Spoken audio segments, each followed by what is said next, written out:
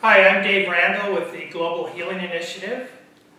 Today I'm with Don Mellman, one of our members who just returned from a second visit to Gaza on behalf of Physicians for Social Responsibility. And Don, I'd like to begin by talking about the culture of Palestine. Here's a culture that has been occupied now for over 40 years. Only 3.6% of the people in the 1967 war were adults. Over 75% of the population there were not even born. Most of the culture has experienced nothing but occupation their entire lives. What are your thoughts and observations of the impact this occupation culture has had on the people in Palestine? Well, everything is relationships, and if you're prevented from having relationships with another, one culture is prevented from having relationships with another culture, it's very difficult to make peace between those two cultures. It's very easy to create disharmony and even war. So what's going on over there is when the people of Gaza, there are many people within Gaza who have never met an Israeli, who have never been out of Gaza. And those people cannot be expected to understand issues from Israel's point of view, or even, and just understand them, maybe not even accept them, but at least know what those are. And they can't even picture what an Israeli looks like. So the demonization of Israel by Palestinians is very easy. So to answer your question is, the culture is one of despair, and the culture within the occupied territories is one of frustration. For our listeners' perspective, while Don was over there, he logged his thoughts over the 11-day period and sent those to me in voicemail messages. And one of the messages, Don, that you sent, you talked about a young boy who witnessed an assassination, was later diagnosed as post-traumatic stress disorder from that experience, and then concluded that he needed to become a martyr as a result, since he was going to be killed anyway. How common is this type of experience within the people in Palestine?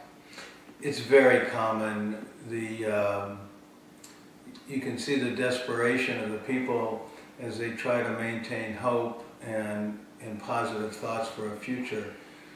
But when they're directly affected, such as this young boy was, and it was the father telling me the story, then the people get an idea that the only meaning that can come from their life is the meaning of death, and this can lead to martyrdom. And yet, in the midst of this culture, you as a person coming from the Jewish faith were welcomed in homes and offered fresh-baked cookies, and there was a sense of normalcy. What were some of the other ways that the Palestinian people have attempted to bring some normalcy to their culture and their lives?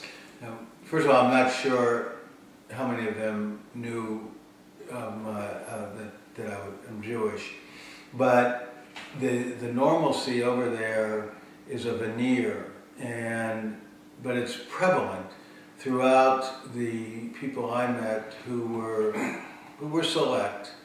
I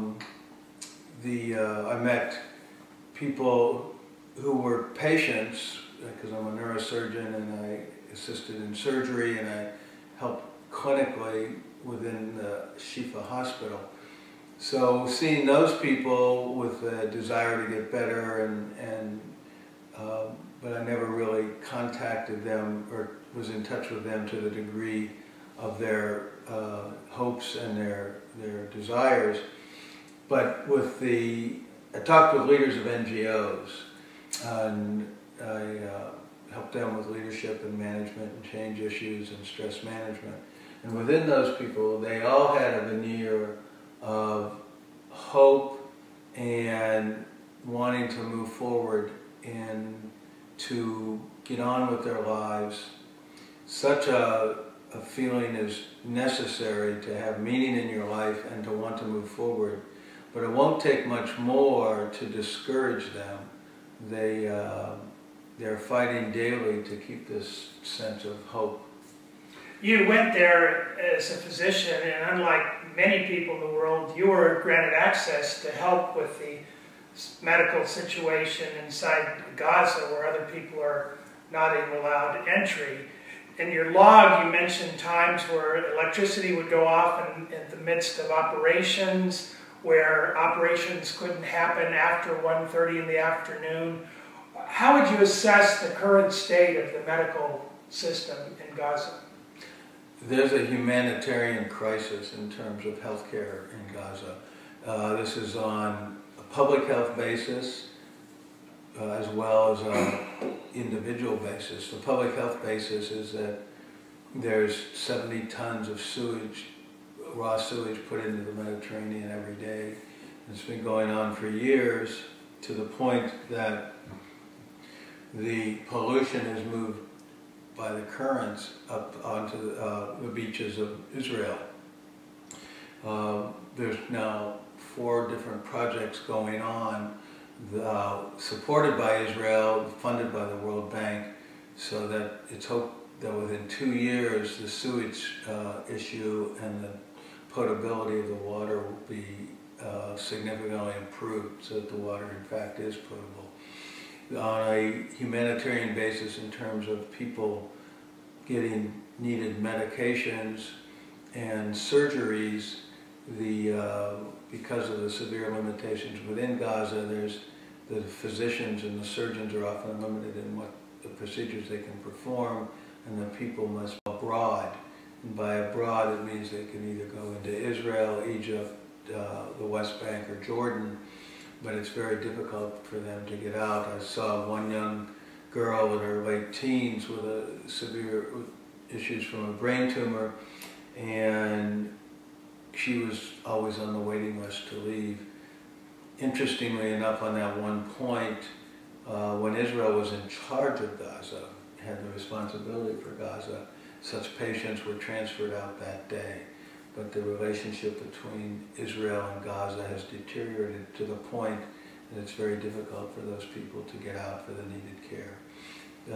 Finally, medications come in through the UN, but those are limited, and as you pointed out, the electricity is a real problem. It often goes out in the city and thus within the hospital, and you can be in the middle of a procedure and all of a sudden everything is dark and you just have to stop what you're doing.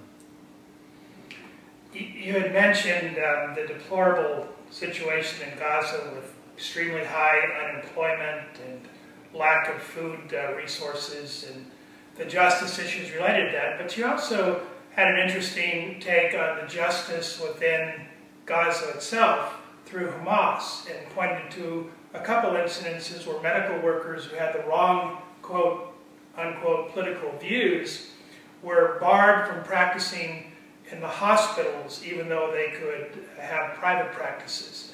Can you share a little bit about what was going on there from your perspective, and how this, how prevalent is this kind of situation within Gaza? The politicization of issues, no matter what they are, whether they're social, economic, healthcare, the politics between Fatah and Hamas are very severe. And as you pointed out, I did meet physicians who were unable to practice within the hospital system, but they could have a private practice and deal with individual patients on that kind of a basis.